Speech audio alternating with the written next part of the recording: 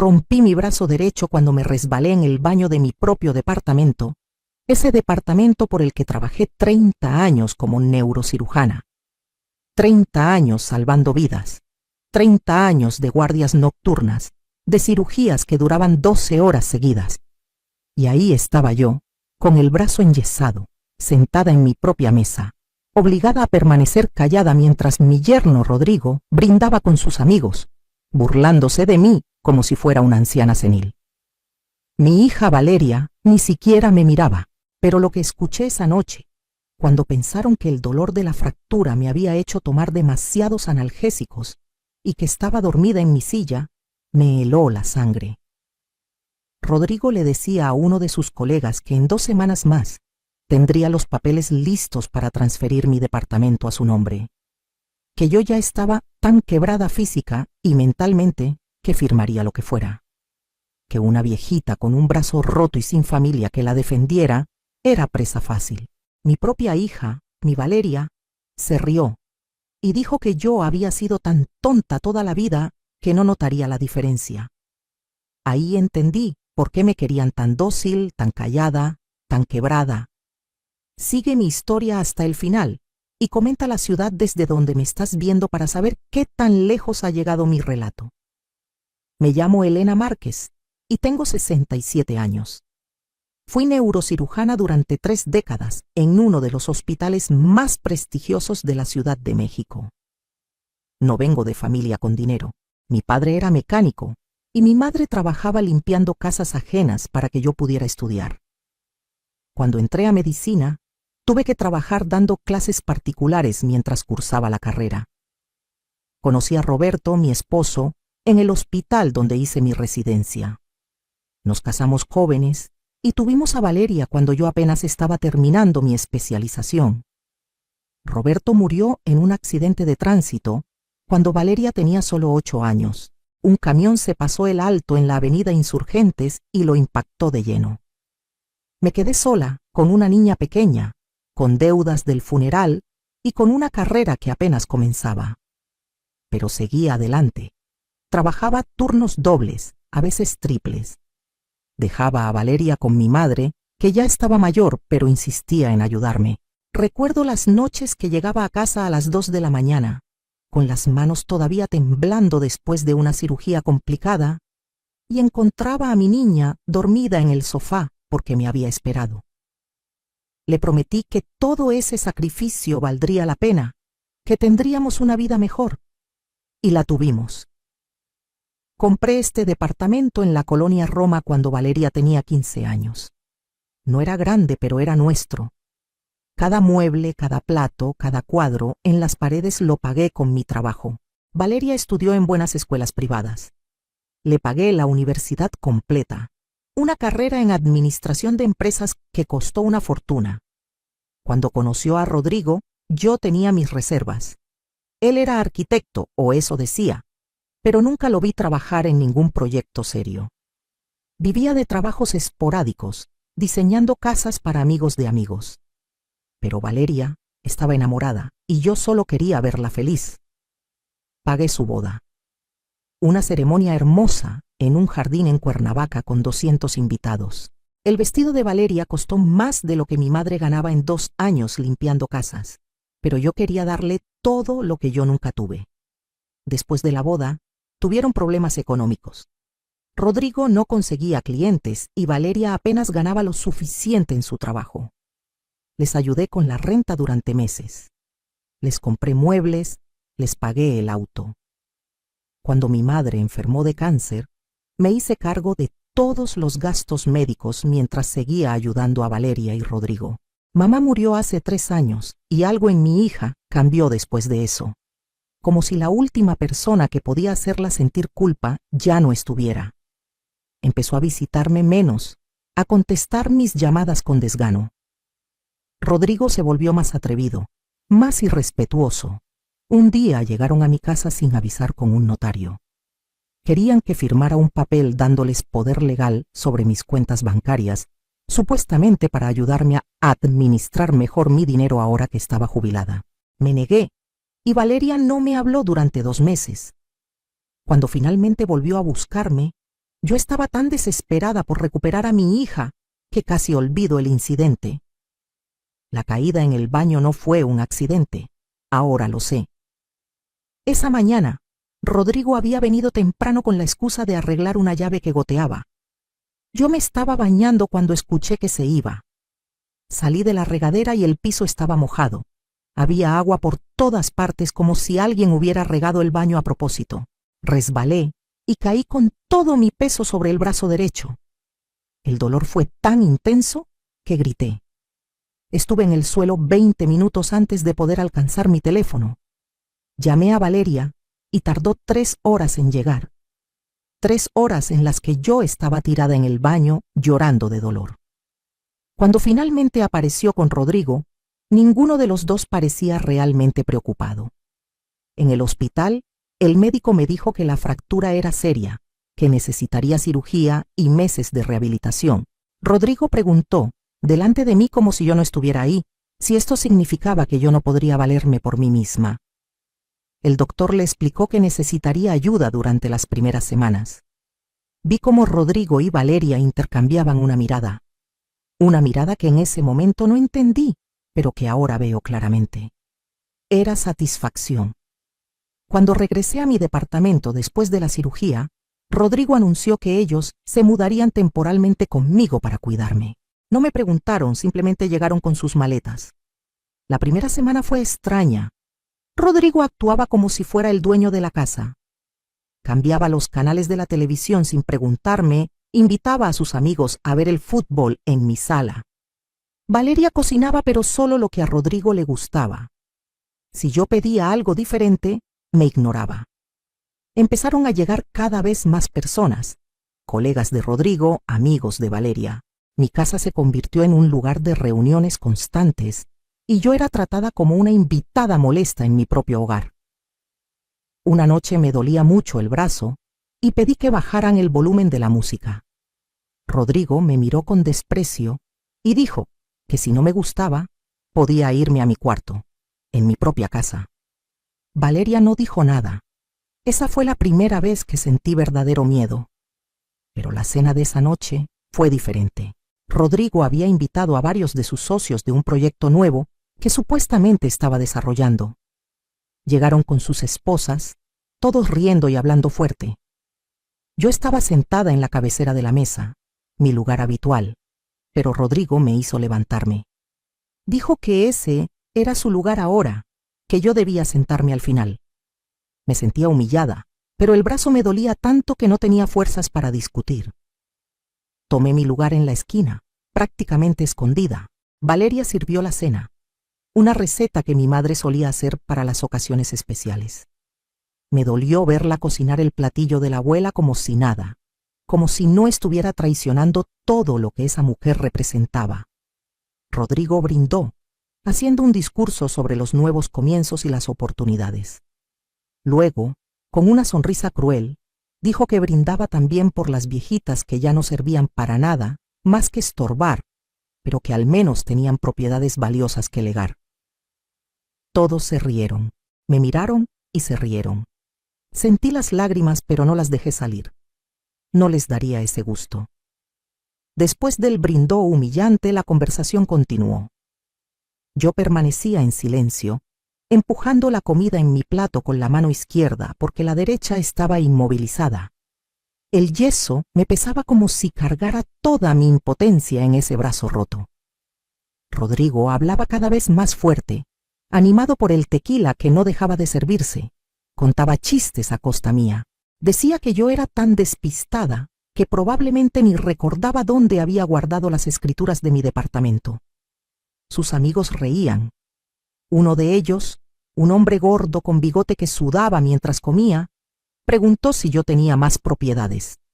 Rodrigo contestó que solo este departamento, pero que estaba en una zona premium, que valía fácilmente $3 millones. El hombre silbó impresionado. Valeria trajo el postre, un flan napolitano, otro platillo de mi madre.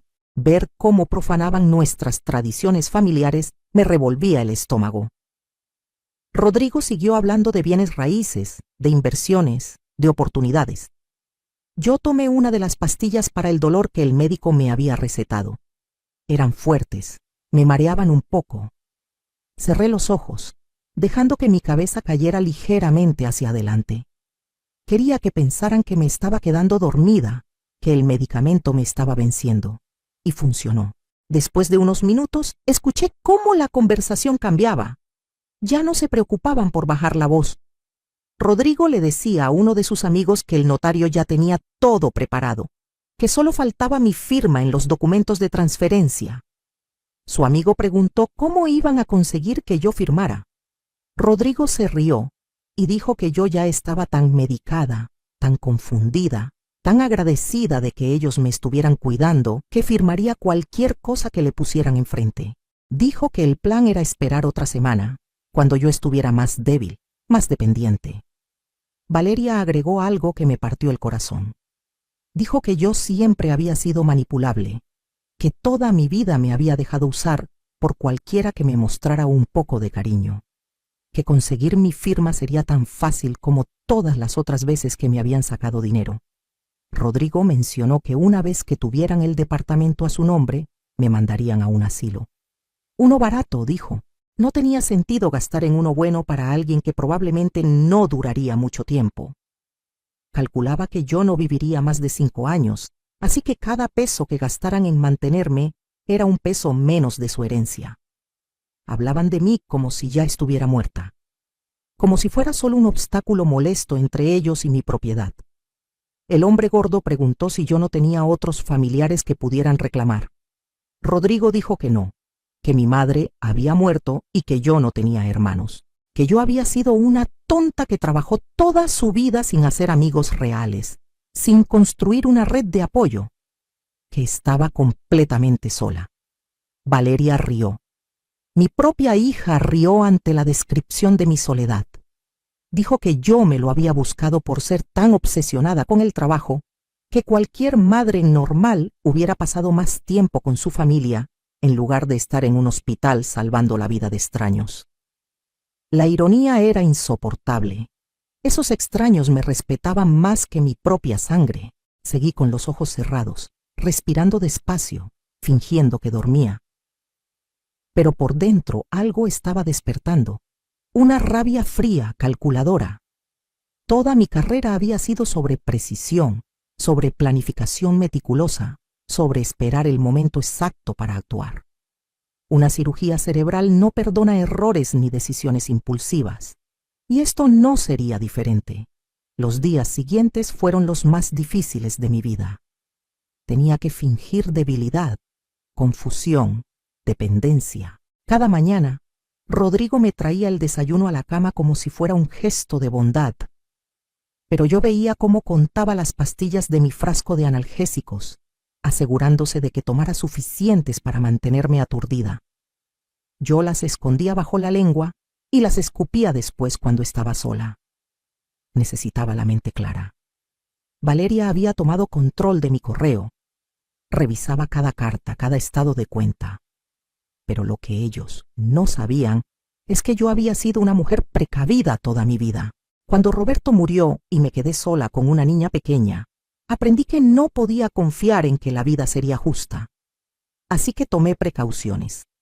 Durante todos estos años, además de mi salario como neurocirujana del hospital, yo había desarrollado un pequeño negocio.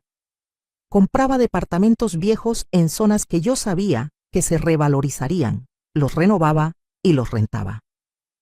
Empecé con uno solo hace 20 años, luego 2. Ahora tenía 6 propiedades más aparte de este departamento. Todas estaban a nombre de una empresa que formé con un contador de toda mi confianza, el licenciado Méndez, quien había sido mi paciente años atrás. Le salvé la vida cuando tuvo un aneurisma cerebral, y desde entonces me había jurado lealtad eterna. Esas propiedades generaban ingresos que yo depositaba en cuentas que Valeria nunca supo que existían. Además, a lo largo de mi carrera, operé a personas importantes, políticos, empresarios, artistas, gente que me debía la vida literalmente, gente que me había dado sus números privados y me había dicho que si alguna vez necesitaba algo, lo que fuera, Solo tenía que llamar. Yo nunca usé esos favores, hasta ahora. Con mi mano izquierda, torpemente, logré enviar mensajes desde un teléfono viejo que tenía guardado en mi buró. Un teléfono que Valeria y Rodrigo no sabían que existía. Contacté al licenciado Méndez y le expliqué la situación. Él llegó al día siguiente haciéndose pasar por un inspector de sanidad que necesitaba revisar el edificio. Rodrigo ni siquiera lo miró 2 veces. En los 5 minutos que el licenciado estuvo en mi habitación, le di instrucciones precisas. También llamé a Claudia Mendoza, una jueza a quien le salvé a su hijo de quedar paralítico después de un accidente, y a Fernando Ríos, un periodista de investigación cuya esposa operé de un tumor cerebral. Cada pieza del tablero comenzó a moverse. Mientras tanto, en casa, Rodrigo intensificaba su campaña de humillación. Me hacía comer en mi cuarto como si fuera un castigo. Decía que yo ensuciaba mucho en la mesa con mi torpeza de una sola mano. Valeria empezó a vaciar cajones, a revisar mis cosas buscando documentos. Yo había movido todo lo importante hace días. Una tarde, Rodrigo entró a mi cuarto con un folder lleno de papeles. Dijo que necesitaba firmas para renovar el seguro del departamento. Yo le pedí mis lentes para leer los documentos. Él se impacientó. Dijo que no era necesario, que solo eran trámites rutinarios. Insistí. Finalmente me dio los papeles. Eran documentos de transferencia de propiedad. Ni siquiera se habían molestado en disfrazarlos bien. Con voz temblorosa, fingiendo confusión, pregunté qué era esto. Rodrigo cambió su táctica. Se puso tierno, me llamó suegrita con una voz melosa que me dio náuseas. Dijo que era para protegerme, que si algo me pasaba, Valeria quedaría en la calle. Que esto garantizaba que mi hija estuviera segura. Jugó con mi mayor debilidad, mi amor por Valeria. Pero esa debilidad ya no existía. La habían matado ellos mismos con sus traiciones. Les dije que necesitaba pensarlo. Rodrigo apretó la mandíbula pero asintió. Esa noche escuché cómo discutían en la sala. Rodrigo decía que yo sospechaba algo, que había que acelerar los planes. Valeria sugirió aumentar la dosis de mis medicamentos. Mi propia hija sugiriendo drogarme. Yo grabé toda la conversación con el teléfono viejo que mantenía escondido. El licenciado Méndez trabajó rápido. En 3 días tenía todo listo. Había contactado a un notario de confianza y preparado documentos que protegían todos mis bienes. Ninguna de mis propiedades podría ser transferida sin la presencia de testigos independientes y evaluación psicológica certificada que comprobara que yo estaba en pleno uso de mis facultades. Además, presentó una denuncia ante el Ministerio Público por intento de fraude y abuso de confianza. La jueza Claudia Mendoza se aseguró de que el caso fuera asignado a un fiscal conocido por su integridad. Fernando Ríos, el periodista, comenzó a investigar a Rodrigo. Resultó que mi yerno tenía un historial. Había estado involucrado en otros 2 casos similares. Una tía de su primera novia había perdido su casa en circunstancias sospechosas. Los cargos nunca prosperaron por falta de evidencia, pero el patrón estaba ahí. Fernando tenía contactos y recursos que yo jamás hubiera podido conseguir sola. Mientras ellos investigaban, yo seguía actuando. Me volví más lenta, más olvidadiza. Derramaba cosas, olvidaba conversaciones. Rodrigo y Valeria se volvían más confiados cada día.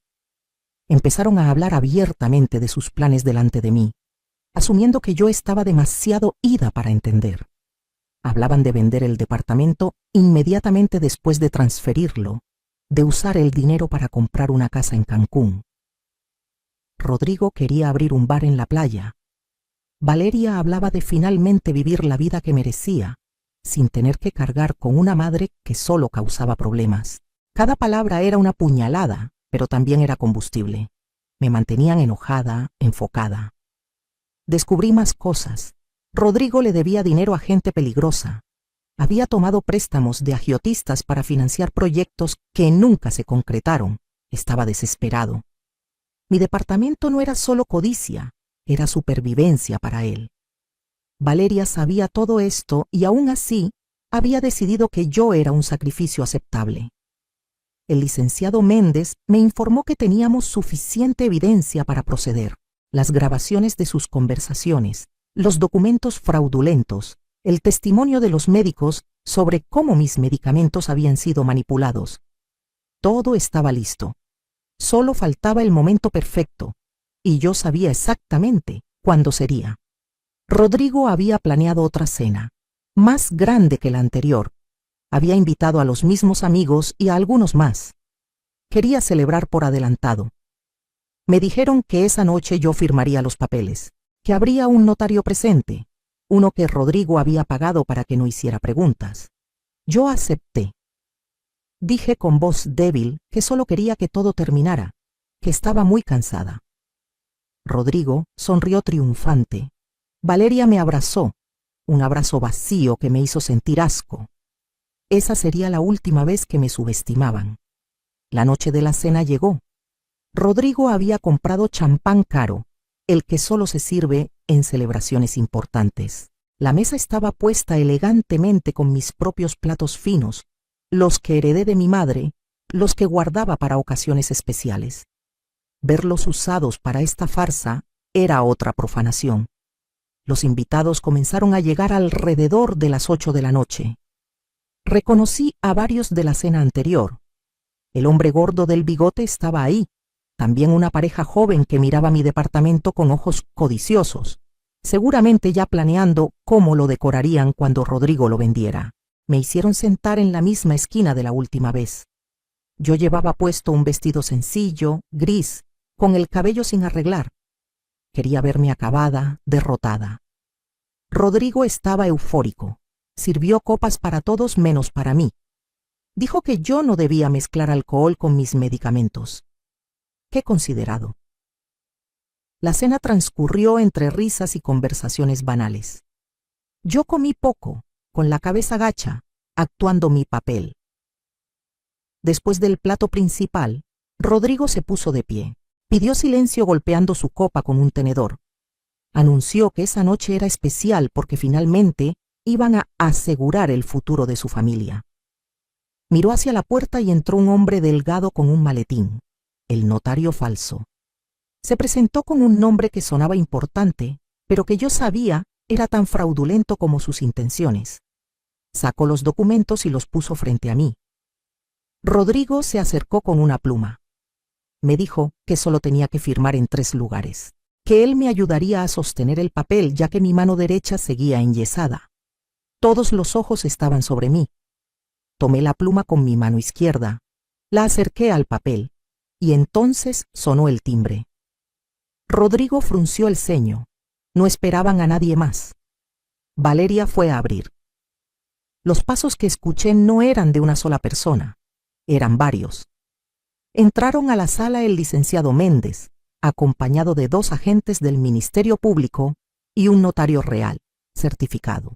Detrás de ellos venía Fernando Ríos con una cámara. Y finalmente, la jueza Claudia Mendoza. El silencio que cayó sobre la habitación fue absoluto. Rodrigo se quedó pálido. Valeria miraba sin comprender. Yo me puse de pie. De repente mi postura ya no era encorvada. Mi voz, cuando hablé, no era la de una anciana confundida. Era la voz de la doctora Elena Márquez, la neurocirujana que había comandado salas de operaciones durante 30 años. La voz de alguien acostumbrado a tomar decisiones de vida o muerte sin titubear. Les dije que la función había terminado. Rodrigo intentó hablar, pero el licenciado Méndez lo interrumpió. Explicó que había una orden de aprehensión en su contra por intento de fraude, abuso de confianza y despojo, que todo había sido documentado, grabado, evidenciado. El notario falso intentó escapar, pero los agentes ya bloqueaban la salida. Valeria me miraba con una mezcla de shock y furia. Finalmente encontró su voz y gritó que cómo me atrevía, que ella era mi hija, que se suponía que todo lo mío era de ella. Le respondí con una calma helada que me sorprendió a mí misma. Le dije que ella había dejado de ser mi hija la noche que sugirió drogarme para robarme. Que una hija de verdad jamás habría traicionado los sacrificios de su madre. Que Roberto, su padre, estaría avergonzado de lo que se había convertido. Saqué mi teléfono viejo, el que ellos no sabían que existía, y reproduje las grabaciones. Primero la conversación donde planeaban quedarse con mi departamento. Luego la parte donde Rodrigo hablaba de enviarme a un asilo barato. Y finalmente, el momento más doloroso, donde Valeria sugería aumentar mis medicamentos. Sus propias voces los condenaban. Los invitados estaban horrorizados. La pareja joven salió corriendo, claramente no queriendo estar asociados con un fraude. El hombre gordo murmuraba que él no sabía nada, que solo había venido a cenar. Los agentes esposaron a Rodrigo. Él empezó a gritar que esto era un malentendido, que yo estaba senil, que ellos solo querían ayudarme. El licenciado Méndez sacó entonces los reportes médicos, estudios neurológicos completos que me había hecho hacer la semana anterior, todos mostrando que mi capacidad mental estaba intacta. Certificaciones de 3 psiquiatras independientes confirmando que yo estaba en pleno uso de mis facultades. Rodrigo no tenía defensa. Valeria intentó acercarse a mí. Extendió las manos como si fuera a abrazarme, con lágrimas corriendo por su rostro. Me llamó mamá. Me rogó que la perdonara. Retrocedí. Le dije que había tenido una hija llamada Valeria una vez. Una niña que me esperaba despierta cuando yo volvía de cirugías largas. Una joven que me abrazaba y me decía que era su heroína, pero esa Valeria había muerto. La mujer frente a mí era una extraña que había vendido su alma y la memoria de su padre por un departamento. Fernando Ríos estaba grabando todo. Me preguntó si quería hacer una declaración pública. Le dije que sí. Miré directamente a la cámara y hablé no solo para los que verían ese video, sino para todas las madres, todas las personas mayores que estaban siendo abusadas por sus propias familias. Dije que nadie, absolutamente nadie, tenía derecho a despojarnos de nuestra dignidad o nuestro patrimonio. Que el respeto no se mendiga, se exige. Que una vida de sacrificios no nos convertía en víctimas obligadas, sino en guerreras que sabían cómo pelear. Los agentes se llevaron a Rodrigo. Valeria no fue arrestada esa noche porque técnicamente ella no había firmado ningún documento fraudulento, pero enfrentaría cargos como cómplice. El notario falso también fue detenido. La sala se vació rápidamente. Solo quedamos el licenciado Méndez, la jueza Claudia, Fernando y yo. Claudia me abrazó. Me dijo que le había salvado a su hijo y ahora sentía que había ayudado a salvarme a mí. Le agradecí, pero le dije que yo me había salvado sola. Ellos solo me dieron las herramientas. Fernando me preguntó si podía publicar la historia. Le dije que sí, que quería que otras personas supieran que nunca es tarde para defenderse. El licenciado Méndez me informó de los siguientes pasos legales. Habría juicios, declaraciones, posiblemente años de proceso. Pero mi propiedad estaba segura. Todas mis propiedades estaban seguras. Esa noche, cuando finalmente todos se fueron, me quedé sola en mi departamento. En mi departamento. Caminé por cada habitación, tocando las paredes que yo había pagado, mirando los muebles que yo había comprado. El brazo me dolía, pero era un dolor diferente. No era el dolor de la impotencia, sino el dolor de la batalla. Y yo había ganado. Las semanas siguientes fueron un torbellino. La historia se volvió viral gracias al artículo de Fernando. Recibí cientos de mensajes de mujeres contándome sus propias historias de abuso familiar, de hijos ingratos, de parientes que las habían despojado de todo. Muchas me pedían consejo. Algunas solo querían decirme que mi valentía les había dado esperanza. El caso legal contra Rodrigo avanzó rápido. Su abogado intentó negociar, pero la evidencia era abrumadora. Las grabaciones, los documentos fraudulentos, el testimonio del notario falso, que aceptó cooperar con la fiscalía, a cambio de una sentencia reducida. Todo apuntaba a un patrón de comportamiento predatorio. Fernando descubrió que Rodrigo había hecho esto antes, no 2, sino 4 veces. Mujeres mayores que habían sido manipuladas, despojadas de sus propiedades. Algunas habían muerto en asilos deplorables, mientras Rodrigo vendía sus casas. Cuando supe esto, me di cuenta de que no solo me había salvado a mí misma, sino potencialmente a otras mujeres futuras.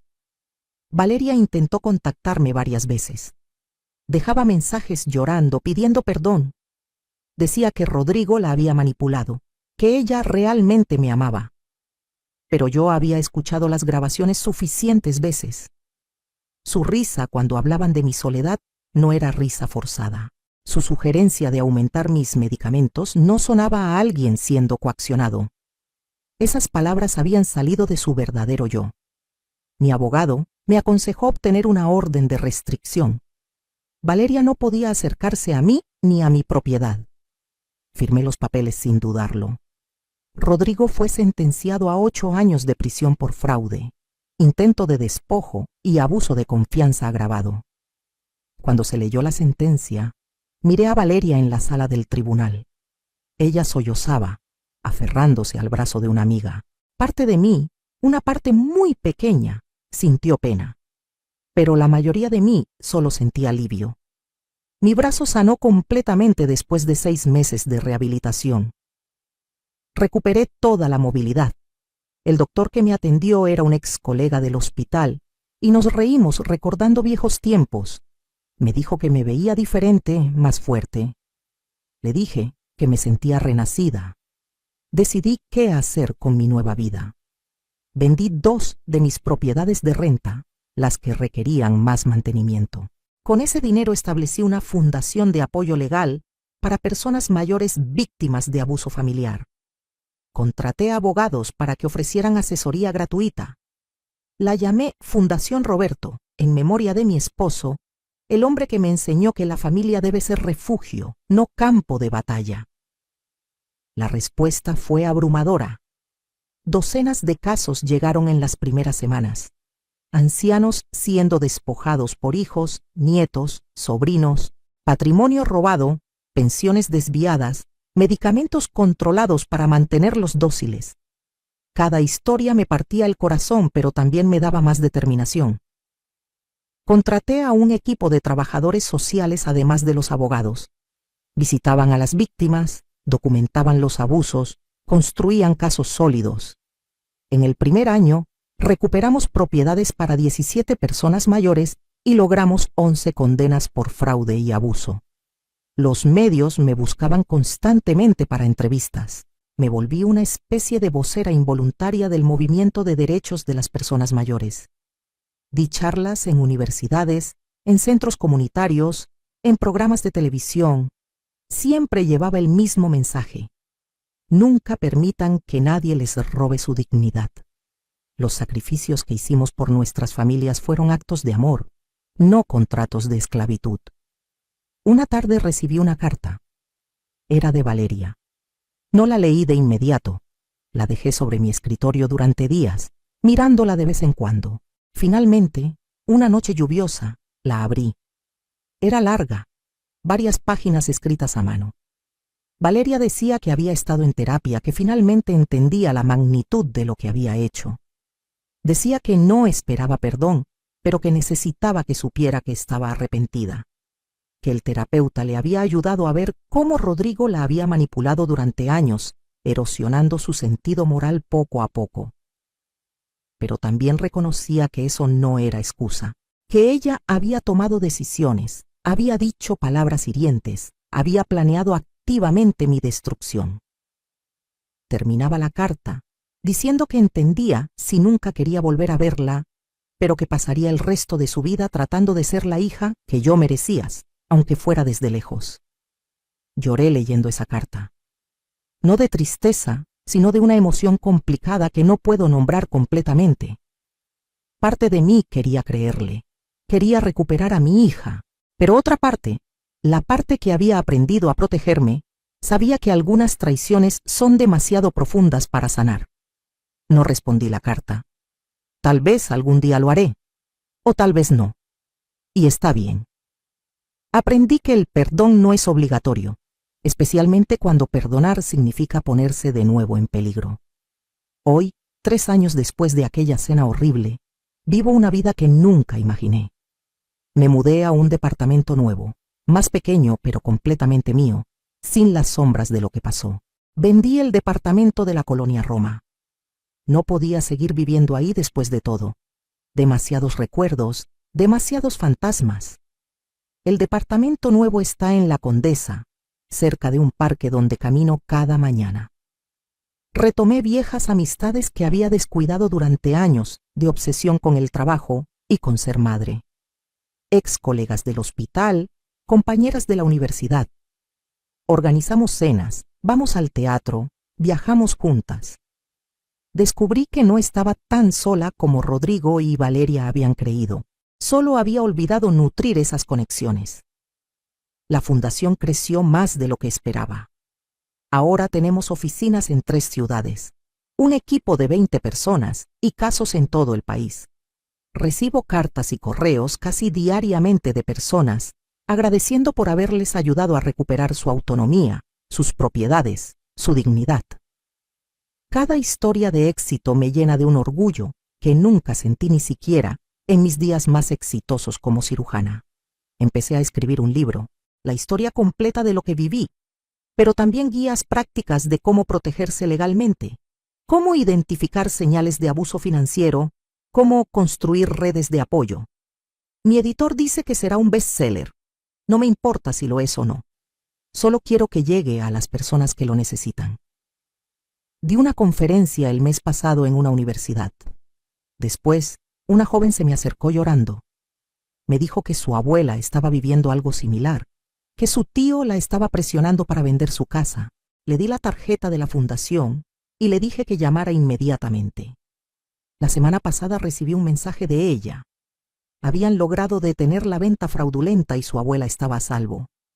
Esos son los momentos que dan sentido a todo. A veces pienso en Valeria. Me pregunto cómo estará, si realmente cambió o si solo me escribió buscando algún beneficio futuro. Escuché por terceros que se divorció de Rodrigo mientras él estaba en prisión, que trabaja en una tienda departamental, viviendo modestamente. Parte de mí espera que esa humildad sea real, que haya aprendido algo, pero no es mi responsabilidad saberlo. Yo crié a mi hija lo mejor que pude.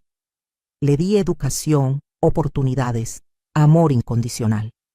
Lo que ella hizo con todo eso fue su decisión. Y lo que yo hago con mi vida ahora es la mía. Cumplí 70 años el mes pasado. Hice una fiesta pequeña, íntima.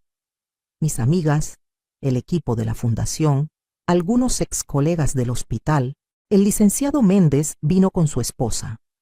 La jueza Claudia trajo a su hijo, ese joven que salvé hace tantos años y que ahora es ingeniero. Fernando Ríos llegó con una copia enmarcada del primer artículo que escribió sobre mi caso.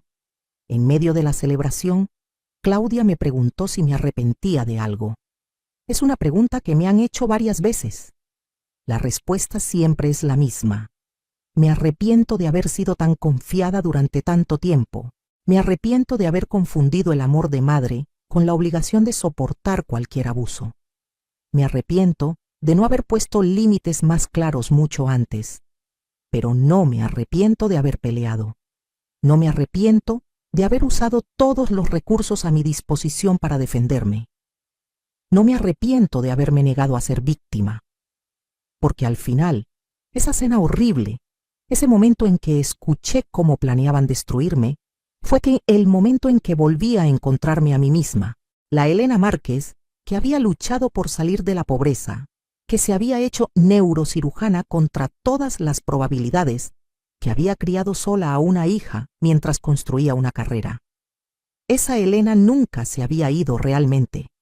Solo había estado dormida, adormecida por años de intentar ser la madre perfecta, de priorizar la felicidad de otros sobre mi propia seguridad. Ya no duermo con miedo de que alguien entre a mi casa a robarme. Ya no reviso obsesivamente mis estados de cuenta temiendo descubrir fraudes. Ya no espero llamadas telefónicas que nunca llegan de una hija que ya no tengo. Vivo libre. Vivo en paz.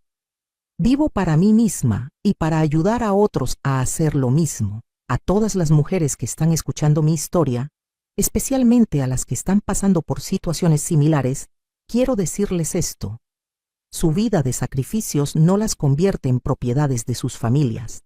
Los años que dedicaron a criar hijos, a trabajar, a construir patrimonio, esos años son suyos. Nadie tiene derecho a robarles el fruto de su esfuerzo. Si sienten que algo no está bien, confíen en ese instinto. Si sus hijos o familiares están presionándolas para firmar papeles que no entienden, deténganse. Si los están aislando de amistades, controlando sus medicinas, limitando su acceso a información, esas son señales de alarma. No están locas, no están siendo difíciles, están siendo abusadas y merecen ayuda. Busquen un abogado de confianza, hablen con amigos, con vecinos, con cualquiera fuera del círculo familiar que las está presionando. Documenten todo, conversaciones, mensajes, transacciones financieras sospechosas. En la era de los teléfonos celulares todos tenemos cámaras y grabadoras en el bolsillo. Úsenlas y recuerden que nunca, jamás es tarde para defenderse. Yo tenía 67 años cuando decidí pelear. Estaba físicamente herida, aparentemente aislada, contra dos personas que creían tenerme completamente bajo control, pero gané.